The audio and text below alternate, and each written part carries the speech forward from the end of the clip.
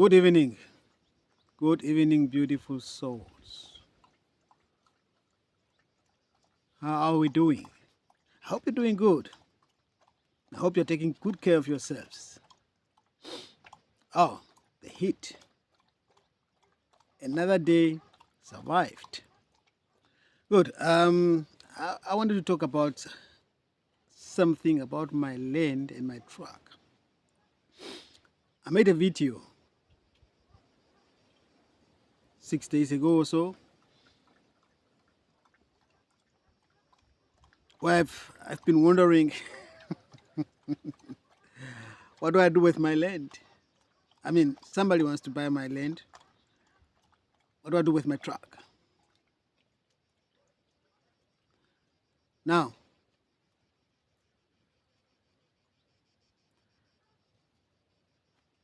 I've been shown one thing for my spirit. The reason why I bought this land, the reason why I was positioned here at this location, surrounded by the raptors and co. Literally, there's only one neighbor of mine, immediate for this kind of way of living, immediate neighbor that I can say. I don't know whether she lives alone, whether she lives with a boyfriend, partner, whatever. But she's not living there so long. She just moved in. But the property belongs to the family because I met the father. We spoke with hand and feet. Yeah. So the property belongs actually to the family, the father, basically. The lady is just the daughter, so she just moved in there to live there full time. She drives a Dutch chair like me, but stepway, a green one. But other than that, so this is a family that is not Raptors and Co. The divine sparks of the light. But we never really spoke with the lady, just hello, hello, 2, 3 times, and that's it.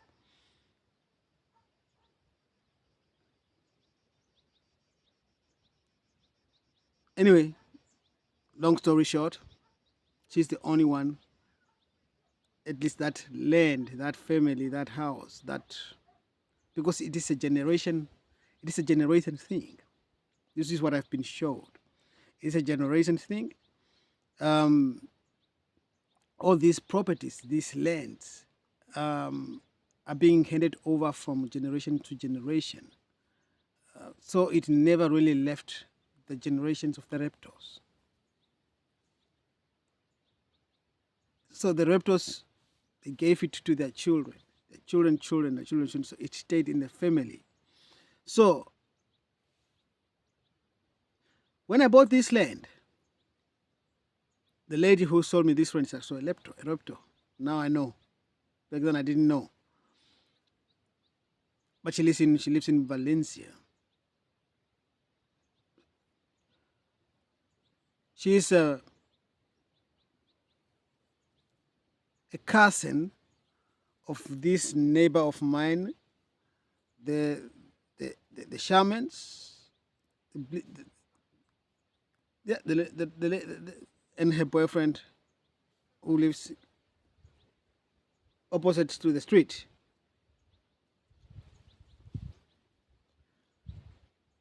They are cousins. Because when I bought this land, this lady was telling me, who sold me this land, she told me that this land belonged to her grandmother, and her grandmother fed only was it 6 children with only this land. That's how she took care of her children. Probably she was a widow or something like that. She was having six children, and then no husband, no money, no. So the only thing that she had is these lands. So that's how she managed to, from the olives and whatever, I don't know. Anyway, so this 6 children inherit the land. So this land was divided into these 6 children. These 6 children, they gave it further to their grandchildren, like this one, my neighbor. She's a grandchild. Nah? So she got it from her father. It's actually, I don't know whether she got it from her father. I think it's a property of the father, but she can live there too. Somehow, somewhere. So it's a family's thing. So I came and broke this chain. In the moment that I bought this land, I broke the chain. It had a spiritual significant meaning as well for the generation to come, and for the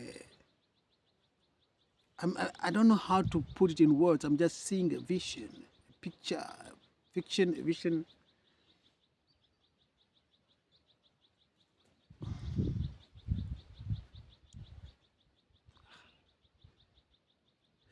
Look, it's like a puzzle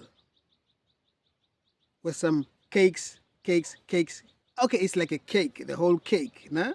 Chocolate cake, whatever cake you choose. So you cut it in pieces. So it's like I came and took a slice of a piece of this cake, whole big cake. So this cake is no more complete. So it cannot serve its purpose anymore. As if it when it was whole, guns whole, with all the pieces together. So it collapsed. It's like a domino, kind of a domino effect. You remove one domino, remove one verb, the whole thing collapse. What you call a domino effect.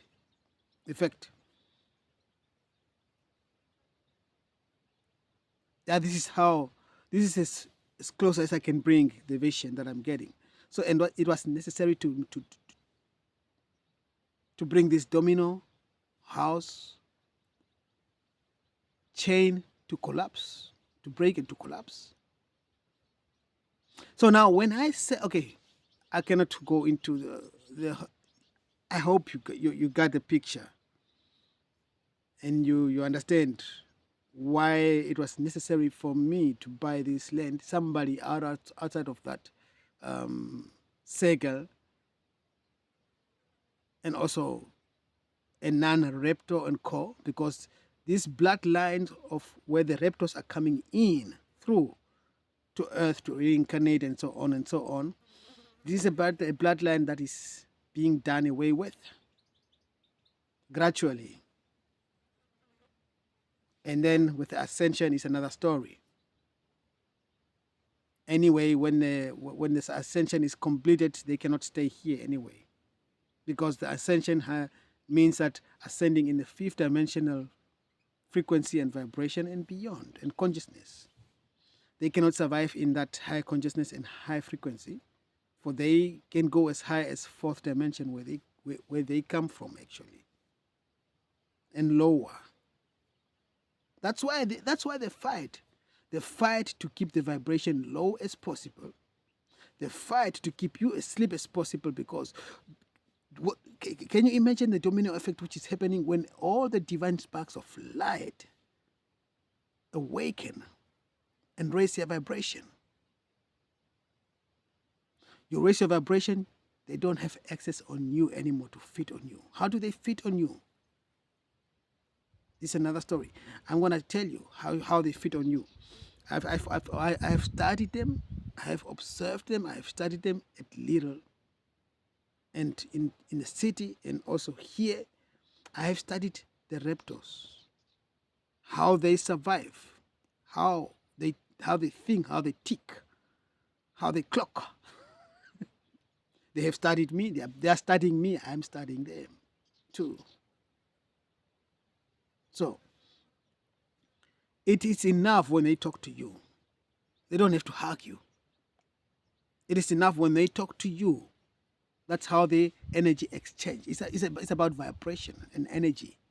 When you interact with somebody or something, it doesn't matter whether you talk or you don't talk. You exchange energy when you have some eye contact and visions, and when there is a connection in between the. So how do they put a connection either with the eyes or with a communication? They don't say, hey, let me suck out of your energy. I need that. Would you allow me? No, no, no.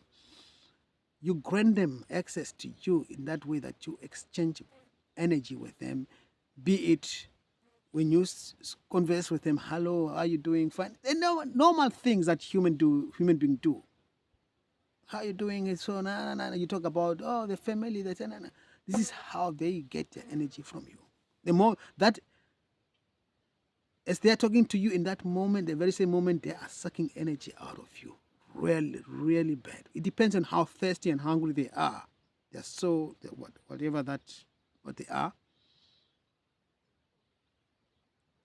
Sometimes they do it gently. Sometimes they do it when they're really hungry and thirsty. They cannot control themselves, so they suck you too much energy. You just feel tired. All of a sudden, you feel that your energy level is going down because you are sharing it with them, and they take it without asking you, and they take it without no remorse. Depending. Like I had one of them here visiting me. My cousin is a raptor too. Yeah, she lives in Germany, in Münster. A daughter from my uncle, she was visiting here, and then my uncle told her, make a turn at him. She said, so hello, you are family, so on. So she came here. I think I made a video about that too. And I thought, by that time, that was when I really freshly came here, maybe 4 years ago. So when I really freshly I was here only 3 months. She came by, we sat and talked. And all of a sudden, as I'm talking to her, I'm feeling so down and so low and so tired. Okay, I'll come back with another video because this is now getting too long.